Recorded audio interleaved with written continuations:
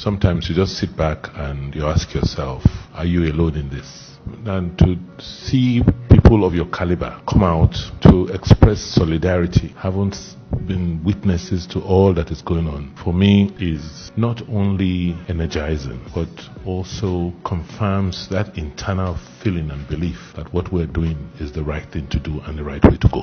You're all witnesses to what has happened, and I'm sure you'll ask, what exactly is going on? And it is not difficult to fathom. Most of us grew up in this state.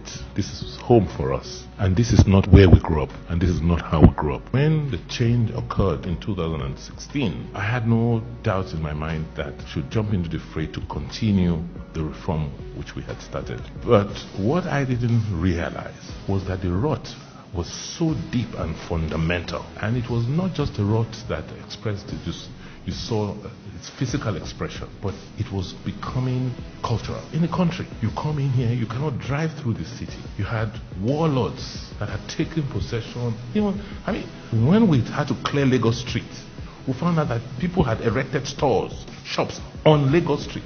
When I took over, it became clear that there was a lot more work to do. And I just could not understand why Oredo, for instance, our local government, on a monthly basis, would not earn more than 5 million naira as taxes. Meanwhile, there were non-state actors who were celebrating their billions. And the banks that were lodging these monies into were coming to offer them things like promotional vehicles and all in your town. And once I came in, these non-state actors obviously began to almost physically threaten the state. I had no choice but to dislodge them. In good faith, I thought this was something we had all agreed to do. I thought we all were happy that you can drive through Obaseki. You know that there was insanity in the city. You have accomplishly served, haven't you?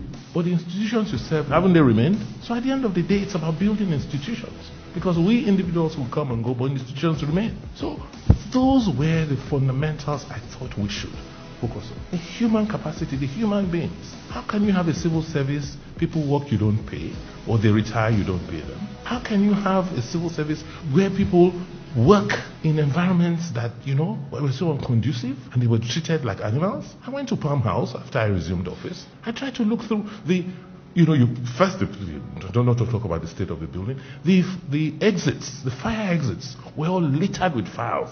And some of them were padlocked. I said, so if there is a fire in this building, how will you get out? Went to Benin Technical College. The place was not what the Canadians built. And today, what are we having? A fight back. These characters and support from sources you just cannot believe. How can you have a city where you all live? It is those who have refused to go to school, who have turned themselves into touts and thugs that want to dominate our politics. How can we have progress?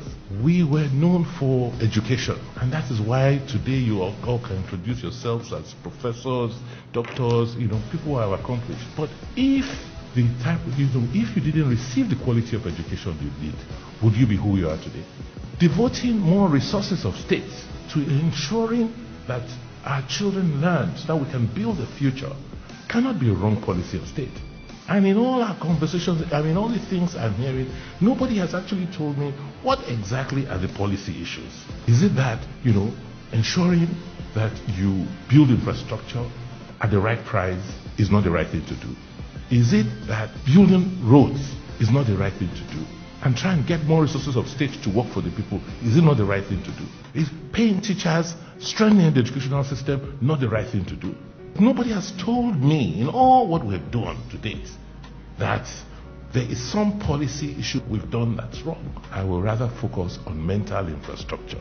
Thank God that we have people like you, people who understand what we're doing. But I think it's time to speak up. That's why I'm excited, I'm happy that you have decided to speak up. If anybody imagines that I will back off, they must be dreaming. Because it's not my fight. It's not Godwin Obaseki's fight. It's about a fight for the right thing. The fight for the right cause. That is what it is. Because I am clear and I'm certain that victory is ours. For any group of people that want to develop, will you eat the yam seed or try and grow the yam seed? We're 4 million people today. In another 10 to 20 years, there'll be about 10 million people here. So what is the plan? This is where we are. All of us, 2 million people live today. This is the river port we're contemplating. This is a 52 kilometer drive Fortunately, we started from a camera look up. That is the bypass. We have to now reconnect the bypass so that we can make the city about 40 kilometers in radius. That is the industrial park. We are planning out all of these areas. We need to build a new international airport. We need to have a logistic park. We need to have a technology area, technology center. It is these advantages which we've had in history that have created the opportunities we've always enjoyed. But people who don't know now say they want to be in charge. And for them, they want to do it by any means necessary because they feel many of us will not fight. We are too obeying.